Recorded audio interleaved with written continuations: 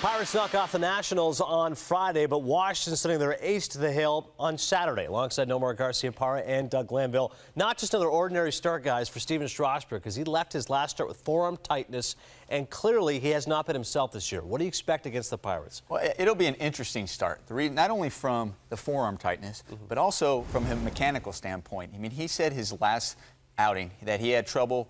You know, he was pulling the ball, he had trouble with his command, and to me, that raises a red flag because he didn't understand why. I know as a hitter, when I'm struggling and I can't feel why I'm pulling out, and even if I notice it, you know, on film, and I say, well, here, I'm opening my shoulder, or whatever it may be, but I can't feel it, that's something that that's hard to get over, especially on a confidence level. I want to have confidence that I can feel it and make the adjustment in the middle of the game. So I'm curious to see if he starts losing command, if he can make the adjustment in the middle of that game and find that strike zone. Well, I expect the Nationals to continue to watch him closely, and I think it's been somewhat of a source of frustration for him how things ended up last season with the inning count, and all of a sudden this year he's not quite the ace form. He's there, but he's having, you know, issues getting loose, or, you know, it just hasn't quite hit his stride.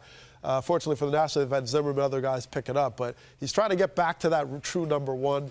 I think he's going to be very competitive as usual, but it's a matter of what's going to happen in those late innings and how closely they watch him. Yeah, it's the first inning that is where he has struggled, but overall the numbers, you're right, 3.13 ERA, 3-1 strikeout to walk ratio, but it's a one-loss record that's the most despairing. 1-4 right now in the early going for Stephen Strasburg.